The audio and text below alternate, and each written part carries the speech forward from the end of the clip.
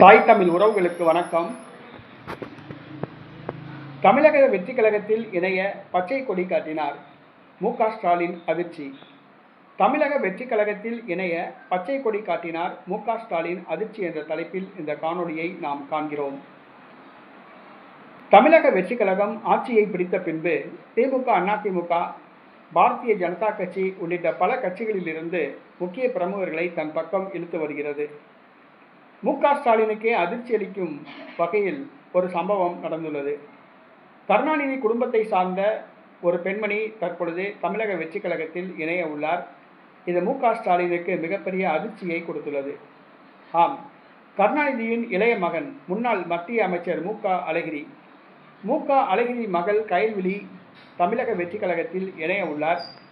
மு.க. அழகிரியிடம் நேற்றைய தினம் நடிகர் விஜய் தொலைபேசியில் பேசியுள்ளார். தமிழக வெற்றி கழகத்தில் தங்களது புதல்வி கயல்விழியை இணைத்துக் கொள்ளவா என்று சம்மதம் கேட்டுள்ளார்.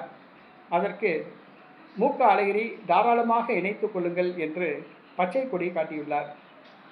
இது மு.க. ஸ்டாலினுக்கு மிகப்பெரிய அதிர்ச்சியை கொடுத்துள்ளது.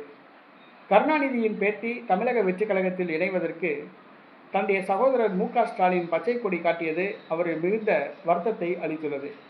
கடந்த 15 ஆண்டுகளுக்கு மேலாக மு.க. அழகிரி கட்சியிலிருந்து நீக்கப்பட்டு வெளியே உள்ளார். தன்னை திமுகவில் இணைத்துக் கொள்ள வேண்டும் என்று பலமுறை கோரிக்கை வைத்தார். ஆனால் மு.க. ஸ்டாலின் கண்டுகொள்ளவில்லை. கருணாநிதி இறந்த பிறகு கூட மு.க. ஸ்டாலின் கண்டுகொள்ளவில்லை.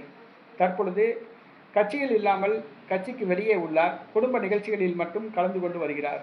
இந்த சூழ்நிலையில் அவரது மகள் அரசியல் பிரவேசம் எடுப்பதற்காக மீண்டும் திமுக பக்கம் சென்றார். ஆனால் மு.க. ஸ்டாலின் கண்டுகொள்ளவில்லை. தற்பொழுது தமிழக வெற்றி கழகத்தில் இணைய கயல்விழி விருப்பம் தெரிவித்துள்ளார். அழகிரி பச்சை கொடி காட்டியுள்ளார்.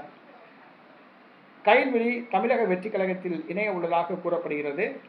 மேலும் மதுரை மாநகராட்சி மேயர் தேர்தலில் கயல்விழி நிறுத்தப்படலாம் என கூறப்படுகிறது.